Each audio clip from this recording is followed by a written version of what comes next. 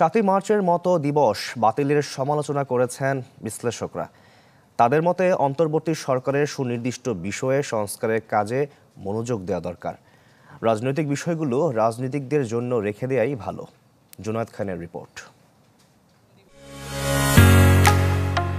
ঢালাইয়ের সেরা premier cement কোন জাতীয় দিবস ঘোষণা করলো সেটা তো এই নতুন বাংলাদেশে সেটা তো ধারাবাহিকতা থাকবে না। জাতীয় ৮ দিবস বাতিলের সিদ্ধান্ত ও এর প্রতিক্রিয়ায় তথ্য উপদেষ্টার এ মন্তব্যের প্রেক্ষিতে অনেকেই প্রশ্ন তুলেছেন, এমনিতেই বিভাজনের রাজনীতিতে বিপর্যস্ত দেশে নতুন বিভেদের দেয়াল উঠছে কিনা, নাকি ভাঙাগড়া থেকে বৃহত্তর ঐক্যের পথে জাতি।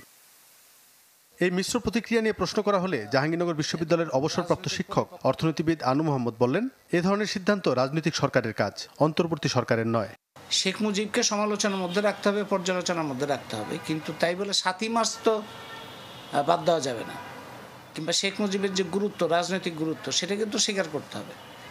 এখন তাকে জাতির পিতা বলা হবে না বঙ্গবন্ধু বলা হবে, সেই সমস্ত বিষয়গুলো খুবই জটিল বিষয়। এগুলো আমার মনে হয় যে এগুলো পরবর্তী নির্বাচিত সরকারের জন্য রেখে দেওয়াই ভালো। সাংবাদিক মাসুদ কামালকেও একই প্রশ্ন করা হলে অন্তর্বর্তী সরকারের কড়া সমালোচনা করেন তিনি। ৭ মার্চের মতো দিবস বাতিলের উদ্দেশ্য স্বাধীনতাকে অস্বীকারের মতলব কিনা তা নিয়েও শঙ্কা জানান তিনি। বাংলাদেশে একটা দিবস আছে টাকা দিবস, একটা আছে চলচ্চিত্র দিবস, একটা আছে চা দিবস, আছে না? এইগুলির চেয়ে কি ৭ই মার্চ কম গুরুত্বপূর্ণ? আপনি যদি বাদ দেন, ওরকম প্রায় 50টা বাদ দেওয়ার পরে এসে আপনাকে ৭ই মার্চকে ধরতে হবে। কাজে ৭ই মার্চ বাদ দেওয়ার পেছনে কম গুরুত্বপূর্ণ রাজনৈতিক এটা না, এর পেছনে আছে একটা মতলব। ৭ই মার্চকে বাদ দিতে পারলে আপনি ৭১কে বাদ দেওয়ার পথে 2 ধাপ এগিয়ে যান। অধ্যাপক আনু মোহাম্মদ ও সাংবাদিক মাসুদ কামাল দুজনেরই মত, অন্তর্বর্তী সরকার লক্ষ্যচ্যুত হলে বিফলে যাবে ছাত্র জনতার অভ্যুত্থান।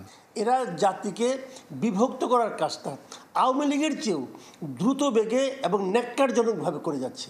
জুনায়েদ খান, চ্যানেল 24, ঢাকা।